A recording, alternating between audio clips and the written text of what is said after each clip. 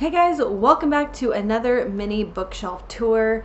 I'm in a really weird location because I'm literally on a step stool because we're going to look at some that are on the top shelf.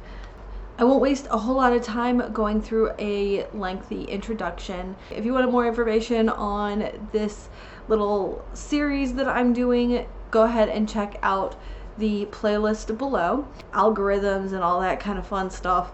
So, I hope y'all will still be here after summer. Anyways, yeah, I want to just go ahead and get into it. So in this episode, we are going to go on the top shelf, which is my Twilight books. I have a couple of knickknacks up at the top. Then we're going to go over some of my fantasy collection shelves. And then I have one on the bottom, the fourth one, that is kind of a little bit of a mixed bag. Most of these videos I have been doing 2 shelves at a time, but this one I'm going to go ahead and do 4 shelves. I think y'all can handle it, and the first 3 are going to go fairly quickly because it's just a couple of authors and we already know what they're all about. I just showing them off. So let's go ahead and get started. We're going to start up here with Twilight. No, hold on. We're going to start at the very top where I keep some of my Halloween decorations. I decided to put some of my Halloween decorations up there because A, it looks pretty cool, goes with my style overall, and I just didn't want them getting broke in my Halloween decoration boxes and stuff like that, so it worked. Alright, we're going to get in close. You're not really going to see my face, but that's okay. You don't really want to see my face anyways. On the very end, we have Midnight Sun. That is basically Twilight from Edward's perspective. I love the story. I know a lot of people didn't like the story, but I absolutely loved it. It is like a taller book, so it goes on the back. But it works too because it is the prequel. Well, it kind of goes at the same time. It's like in tandem with Twilight. Then we have New Moon, Eclipse, Breaking Dawn, all of the matching covers. Then we have The Short Second Life of Bree Tanner. Shoved up on top, we have this one, the director's cut. I did end up adding this to my collection because it was $3. I would not have probably bought this otherwise. And then also, you have all this artwork in here. And, like, I don't know, I love it. It's so cool. Director's notebook.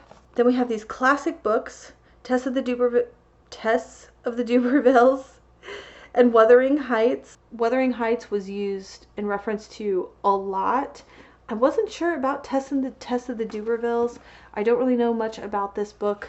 And I don't even think that they made this with the intention to look like the Twilight series, but it just coincidentally does, so that's how it made it to my shelf. We have the first 2 volumes of the graphic novels. I think there is only 2 volumes. I have them set up like this because obviously it creates an entire picture when they're butted up together. I absolutely love that, so that's how they are displayed on my shelf. Alright, there's nothing hidden back there, so I don't have to remove them. Then we have The Chemist, which is also written by Stephenie Meyer, even though it's not part of the Twilight series. It's also a science fiction, not a vampire, but she's only ever written 2 books outside of the Twilight thing. They're just going to go on the Stephenie Meyer shelf. Right here on the very bottom is the illustrated guide book, which is a really cool book. This is a tin that my mom actually got me. It's filled with these journals. We have Twilight, Eclipse, New Moon. Unfortunately, she lost the 4th one that was in there because something happened while it was... Somebody decided to snag it out of there, but anyways, I don't really care. It's fine. I still love these. I have not used them. I'm not really sure what you would use them for. I potentially might use them to write things about the books, maybe when I go back and reread them. Like, maybe it'd be a really good place to collect quotes, or maybe even notes on... They already have some printed quotes inside of them. There's also, like, some shadow illustrations. Behind that, I have The Host, the other science fiction book that she wrote, which I know that this did not get a lot of traction, but I really loved this story. I also really loved the movie. Then we also have a copy of Pride and Prejudice with the book, with the artwork that makes it look just like the Twilight books. I feel like this should go up here, though. Is there a reason I didn't put it up there? Yeah, we're going to fix that. Then we have these parodies, and I could just not. I actually haven't even read them, but we have Nightlight and Twilight, Lite. And these are parodies. They're supposed to be making fun of my favorite beloved series of all time, but I couldn't just have this collection without these books. And then this is the collection all in Spanish, because there was a time when I really wanted to learn how to speak Spanish, and they always say that you get to a certain point and actually reading books, especially books that you're already very familiar with, can help you learn the language a lot better. So I got these books, and I did end up falling off of my lessons and not learning Spanish, but I still want to keep these books in case it ever comes around. Plus I just like having them for my collection. And then I have this, which is just like a movie collection, illustrated collection. So it just has a bunch of stuff from the movie.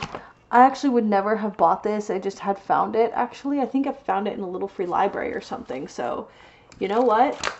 It goes here nicely. I actually think I do want to fix this a little bit like that. How did I have it? Oh, I had this up there too, like that. Okay. That's the end of that shelf. Now we're going to move down here. You can look at my head now. I'm going to barely see my head. It's going to be kind of weird. Sorry, guys. Okay, on this next shelf, we have Sarah J. Maas and Cassandra Clare. These Sarah J. Maas books just did not fit with the other Sarah J. Maas books, which we will look at next. But they were her adult series, which I ended up putting next to The Swordcatcher, which is Cassandra Clare's adult series. And wouldn't you know, I was just gifted the second book in the Swordcatcher series, and now it's not going to fit here. What am I going to do? I have no idea what I'm going to do. We'll have to move some things around, I guess, obviously. Okay, so for the Cassandra Clare books that I have, this is a very hodgepodge looking collection. I'm really not happy with the different mix of collections. I wouldn't mind if between the trilogies, if they were mixed. Like, that's unfortunately not what I have. So I have Bane Chronicles. I don't know if I want to keep this because I really don't see myself returning to these stories, but it still went with the whole collection. However, I've already decided to get rid of some of the books in the collection because I just did not enjoy them. That is the Infernal Devices series. I think it was the Infernal Devices series. The one with the Queen of the Shadows, or I don't even know. I just really did not like that trilogy. The books were so incredibly long. There's actually some really cool illustrations. I don't know. We'll see. We'll see if I decide to keep that.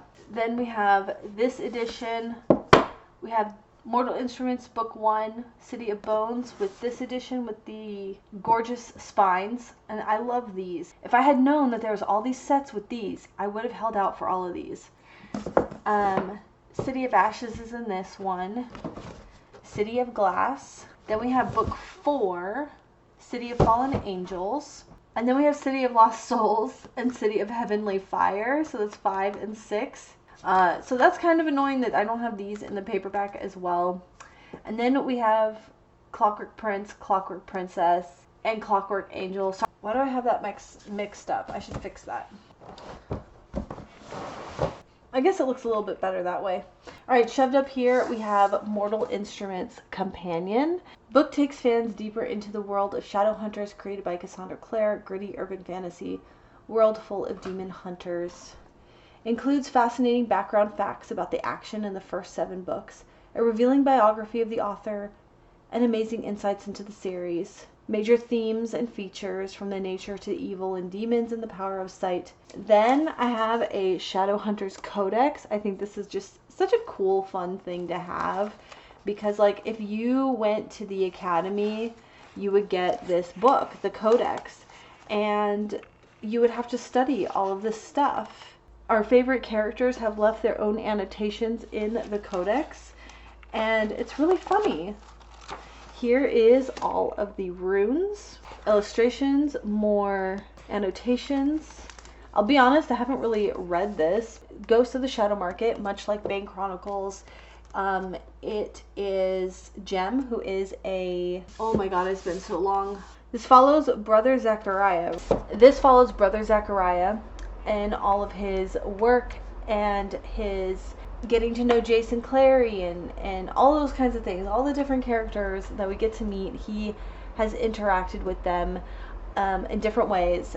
This, I have to say that just the writing alone in this book stands out to me to being so beautiful, more so than in any of the other books. I don't know what it is I think it really lends itself to his character and his tragedy, because if you know, you know. But anyways, I love this book. I cannot see myself ever getting rid of this book because of it's incredible.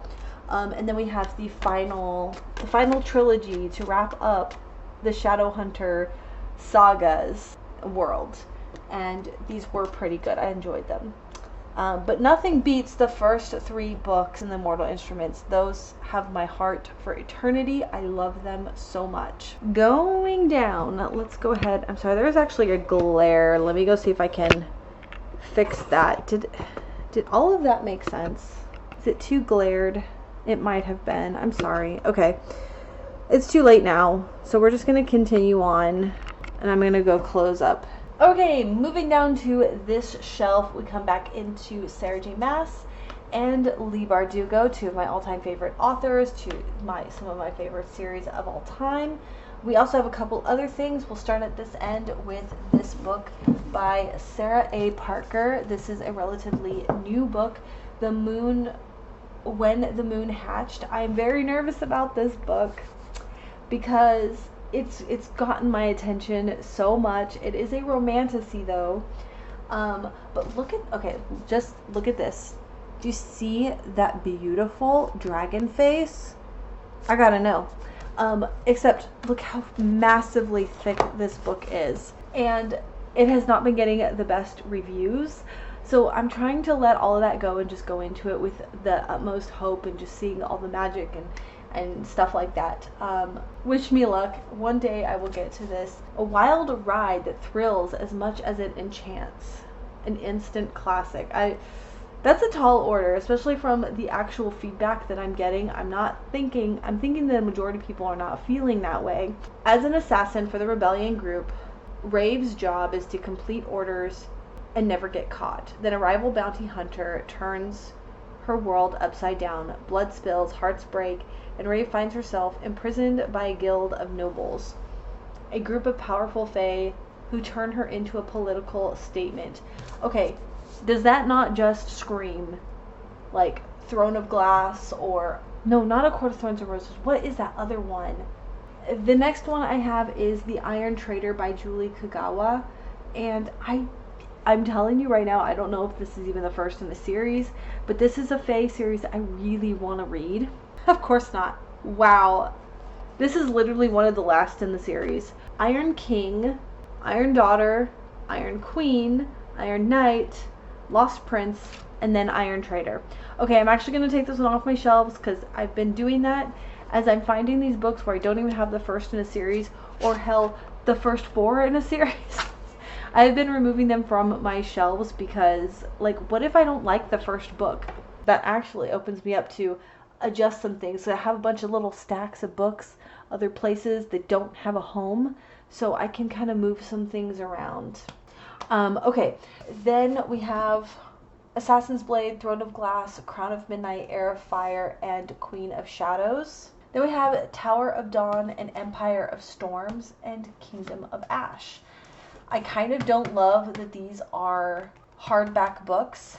I am seriously considering unhauling these. A, because they just take up so much room. I don't particularly love those books. It's going to be probably a really long time before I come back around to Throne of Glass. I think I might though, one day. It's not my favorite series by any means, and a lot of that is that, like, is it Tower of Dawn? I think it's Tower of Dawn is really slow moving, and this one is like, if you cut half the book out, the second half is like where the money's at for the series, and it is so good, but the first half is just like, I wouldn't want to have to relive the first half of that book just to relive the second part. I don't know. That sounds crazy. If I get rid of those, I'll free up all that space, and then if I find really incredible deals where I can find those in paperback, then I can add them to my collection and have the full collection. I'm really thinking really hard that that's what I'm gonna do. And actually, I really might need this space so that I can move Crescent City down here to fill this space. I'm thinking that that's gonna have to be the move. But for now, let's go ahead and continue on to this stack of books. We have A Court of Thorns and Roses, A Court of Mist and Fury, and A Court of Wings and Ruin. I do not have the fourth book. I've been protesting. The only available paperback cover is that god-awful orange. Like, could you imagine a neon pylon in the middle of these books? I'm protesting. The only other thing I might do is if I find it on sale, then I might get it, because I have recently reread this one and I want to make my way through reading these before I finish up Crescent City. And I kind of want to do that within this year, so we'll see. After that, I have Six of Crows, Crooked Kingdom, Shadow Bone, Ruin and Rising, and Siege and Storm. Shadow and Bone, Ruin and Rising, and Siege and Storm, also in the same world as Six of Crows. Such a fantastic series. I love all of these books so much. And then King of Scars, which I have read, but I have not read Rule of Wolves yet, and these also go within this world. Yeah.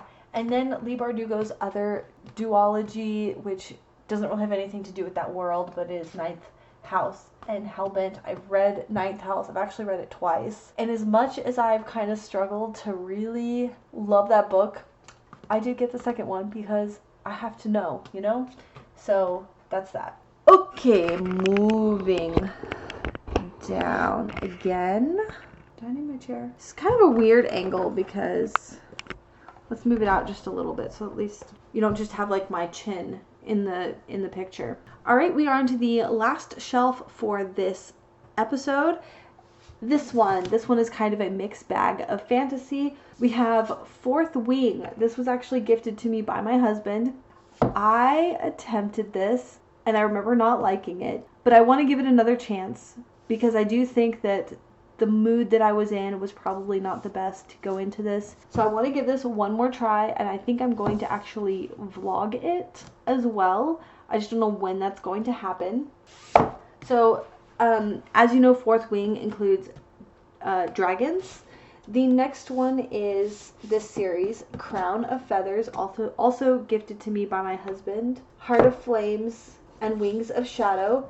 This one was actually in an Owl Crate box, and so when he got me the Owl Crate box for my birthday, he did, knowing that it was the third, he did go ahead and also buy the other two in the series so I could have the whole series. And I will say I'm so glad that he did, because Crown of Feathers is such an incredible book. I fell in love with it. It is so good. Why I haven't continued on with the series, I'll never know. Why do I do these things? Don't ask me. But this is something that needs to happen. I would reread this one to start like a binge read of this series. But it was really good. I love it. Then I have Furyborn, and I do think that this is supposed to be a romantasy. I'm not sure how I'm going to like it. So this might have to kind of turn into one of those read it or haul it books to kind of decide, like, is it worth keeping? Or do I love it and I want to continue on with the series? I forgot what this is about. I thought there was dragons. The Imperium Trilogy. The gate will fall, two queens will rise. So, you know, you're dealing with, you know, monarchy and all that stuff. So, all right. Then I have these two, and I don't know how I feel about these. I've been kind of toying with keep them, get rid of them. I don't know. They do look like they were independently published. Not a bad thing. But it is Odriel's Heirs and Idriel's Children. And like, look at the skulls kind of hidden.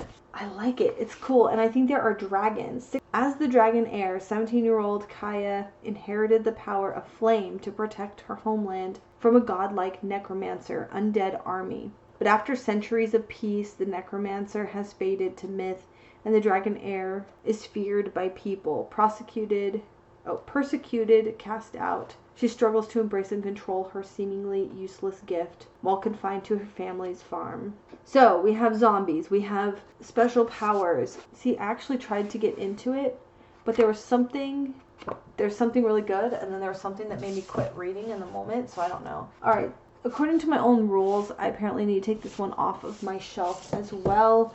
This is Blade Breaker by Victoria Aveyard, and this, I want to say, is like the fourth in a series. Oh my goodness, look at that. Look at that gorgeous map. The first one is Realm Breaker. Oh, is this the second one in the series? I found this at the Dollar Tree for $1. I couldn't believe it. So of course I had to get it. Pretty sure this is... Oh, no, it's only second in the series. Okay, so other books by Victoria Aveyard are Realm Breaker, then Blade Breaker, then Red Queen, Glass Sword, King's Cage, Warstorm. I want to read that series. I actually had Red Queen, and I couldn't really get into it, and so I ended up getting rid of it. But then my sister was like, oh, I really love that series. So I kind of want to give it another try. Anyways, there is that. Okay, and then I have this one. This was a gift from my husband. It is another romantasy. I'm a little bit nervous about this because this is not... But it is... Oh my goodness. It's so beautiful. I don't know if you could tell. It looks kind of black, but it's actually like a dark purple color. It's supposed to be a romantasy.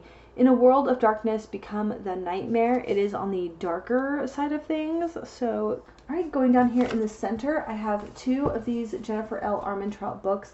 I eventually want to get the whole collection, but I want them in these very specific paperback editions because, oh yeah, they're like they are the trade paperback size, so I want them to be like these.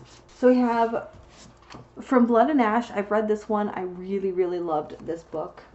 Kingdom of Flesh and Fire, Crown of Gilded Bones, War of Two Queens, A Shadow in the Ember, and then A Light in the Flame. So this one's really far down on the list. It too is also going to stay on the shelf though. But yeah. Okay, then we have this, books 1 and 2 of Fireborn. This looks like it is more for a middle grade reader, and we have the paperback and then a hardback, which is kind of annoying, but that's okay. These just look really cute, again, to go with like the whole dragon stuff. Okay, then we have Fireborn. This is like another dragon story. And then I have heard nothing but absolutely amazing things about these. We have The Wrath and the Dawn and The Rose Dagger. You know what? Could that go there? It can go there. Yay. Whoa. Don't fall. Don't fall. Oh, why didn't I do that? Is that because these won't fit? They do fit. Okay. Ooh, I have a little bit more space down here. Cool. Let's bring it in close. Alright, and then onto this last little section here. I have Dark Fever, which is part of series, which is part of the Fever series by Karen Marie Moning. I think this is like the 3rd book. It's such a hodgepodge series. I did talk about this in a previous video, but I have Blood Fever over there on a mass market paperback, and then I have Dark Fever, and then I have Fae Fever, which is actually kind of on a TBR shelf over there. And then I have Shadow Fever. This is just a massive edition, but I think this is only the 5th edition. And look, this book was only $1.50. That's absolutely crazy to me. Then I have this one flipped around because I like the sprayed edges. This is 5 Broken Blades. I have really debated on whether or not keeping this book or not, because on one hand, it looks really cool on my shelves. On the other hand, I really didn't like this book, and I will not be returning to it. I will not be continuing on with the series. So it seems kind of silly to keep it, but for now, it can just be a placeholder, I guess. Then we have the first 2 in this series. We have Fortuna Sworn and Restless Slumber. Actually, is Restless Slumber number 2? Oh, it is. Okay, cool. This is a romantasy series. She can like summon nightmares or something, so that's pretty cool. Okay, and then we have Gallant by V.E. Schwab. Not 100% sure exactly what this one is about. I do really like V.E. Schwab's. This is so cool. Like, I don't even know what this is completely about, but this was only $3. This nice little book. And that concludes this video. The first 6 episodes of this series pretty much conclude this entire corner of my fantasy bookshelves, and I hope that you really enjoyed it. If you like these kinds of videos, you can subscribe and click the bell, and you can be notified when I post more videos. And there's a bunch more to do. If you've been here long, you know that I have a really big library. There is all of these books to still do, all these shelves to still do, and then the far shelf over there.